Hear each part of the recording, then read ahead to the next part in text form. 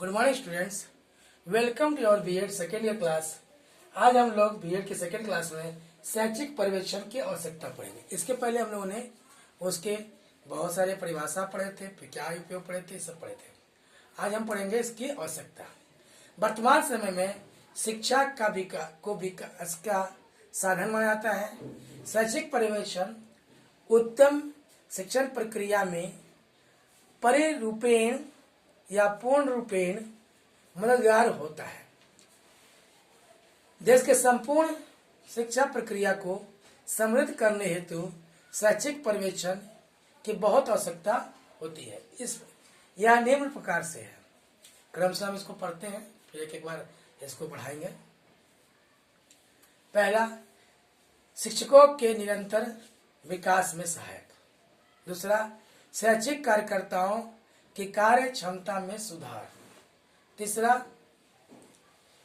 शिक्षक के कार्य में सुधार लाना। तीसरा हो गया।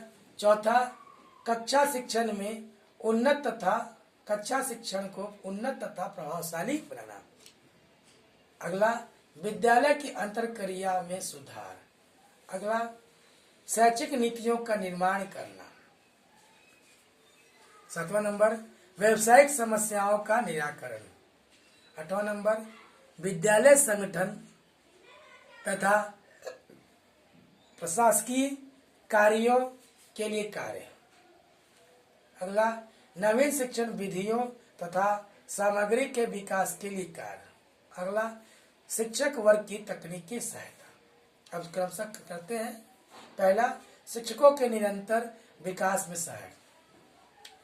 शिक्षण क्षेत्र में निरंतर नवीन विधियां अनुसंधानों को अपनाया जाता है। अनुभवी अध्यापकों को अत्यंत निपुण बनाने हेतु शैक्षिक पर्यवेक्षण के अंतर्गत विभिन्न पाठ्यक्रम का संचालन किया जाता है, जिससे उनकी शैक्षिक योग्यता में वृद्धि हो सके। शैक्षिक पर्यवेक्षण के द्वारा आयोजित विचार संगोष्ठियों के परिणामों से भी शिक्षकों को अवगत कराया जाता है। सामाजिक परिवर्तनों के साथ शिक्षण व्यवसाय में क्या परिवर्तन किए जाने चाहिए, इसके लिए भी शैक्षिक पर्यवेक्षण हमेशा मददगार साबित हुआ है। दूसरा हम लोग पढ़े थे, शैक्षिक कार्यकर्ताओं की कार्य क्षमता में सुधार करना। पर्यवेक्षण शिक्षण का एक अभिन्न अंग है। पर्यवेक्षण द्वारा विद्यालय संबंधित सभी कार्यकर्ताओं के कार्य के रूपरेखा निश्चित की जाती है, ताकि उसकी कार्य क्षमता को उन्नत किया जा सके। शिक्षक के कार्यों में सुधार लाना। पर्यवेक्षण के माध्यम से शिक्षक के कार्यों को सुनिश्चित तथा प्रभावशाली किया जाता है। साथ ही पर्यवेक्षण शिक्षण स्तर के विकास एवं शिक्षण की उचित व्यवसाय के लिए भी जरूरी होता है। अगला था, कक्षा शिक्षण को उन्नत तथा प्रभावशाली बनाना। शिक्षक के कक्षा शिक्षण को प्रभावशाली एवं आकर्षक बनाने के लिए पर्यवेक्षण की बहुत जरूरत होती है। इसमें शिक्षक की कमियों का पता लगाकर उनमें सुधार के लिए सुझाव दिए जाते हैं। अगला, विद्यालय की अंतर क्रियाओं में सुधार करना। पर्यवेक्षण विद्यालय क्रियाओं को केंद्र मानता है। प्रत्येक कार्य के लिए उसकी नितांत आवश्यकता होती है। इस संबंध में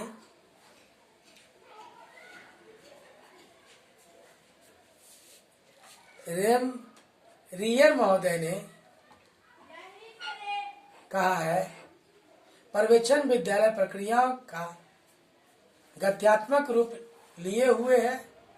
क्या होना चाहिए, क्या नहीं, इनमें कौन कौन सी खामियां हैं, इसका संकेत सिर्फ शैक्षिक पर्यवेक्षण ही प्रदान करता है। शैक्षिक नीतियों का निर्धारण करना। पर्यवेक्षण द्वारा शैक्षिक नीतियों का निर्धारण किया जाता है। साथ ही प्रत्येक नीति संबंधी आवश्यक कार्यक्रमों की रूपरेखा तैयार की जाती है। अगला, व्यावसायिक समस्याओं का निराकरण। विद्यालयों में शिक्षकों की नियुक्ति के बाद कई सामाजिक समस्याओं का सामना करना पड़ता है। उत्तम पर्यवेक्षण इन सभी समस्याओं का निराकरण में सक्षम होता है। विद्यालय संगठन तथा प्रशासकीय कार्यों के लिए विद्यालय की नींव संगठनात्मक एवं प्रशासकीय कार्यों पर रखी जाती है, जबकि इसको आगे बढ़ाने का कार्य पर्यवेक्षण द्वारा किया जाता है। वास्तव में किन किन प्रशासकीय कार्यों को किए जाए, इसका संपूर्ण भार शैक्षिक पर्यवेक्षण पर ही निर्भर करता है।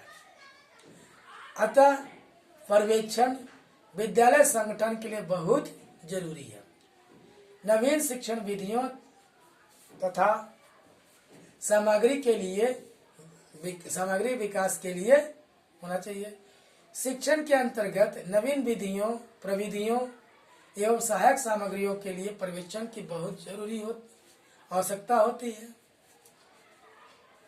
पर्यवेक्षण द्वारा नए नए उपकरणों के प्रयोग पर बल दिया जाता है और साथ साथ ताकि शिक्षण को प्रभावशाली बनाया जा सके।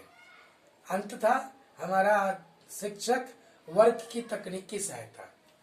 शिक्षा का क्षेत्र अत्यंत व्यापक तथा जटिल है। वर्तमान युग में रहकर यह स्वीकार किया जा सकता है कि साधारण योग्यता वाले व्यक्ति पूर्ण रूप से सफल नहीं हो सकते।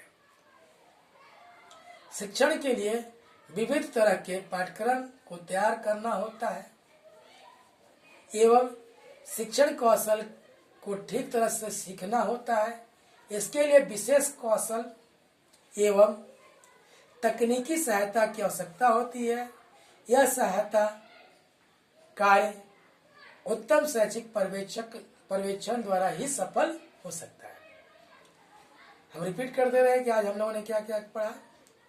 आज के टॉपिक थी हमारी शैक्षिक पर्यवेक्षण की आवश्यकता। इसमें हम लोग पढ़े पहले शिक्षकों के निरंतर विकास में सहायक, दूसरा शैक्षिक कार्यकर्ताओं के कार्य क्षमता में सुधार करना, तीसरा शिक्षक के कार्यों में सुधार लाना, चौथा कक्षा शिक्षण को उन्नत तथा प्रभावशाली बनाना, पांचवा विद्यालय की अंतःक्रियाओं में सुधार करना, छठवां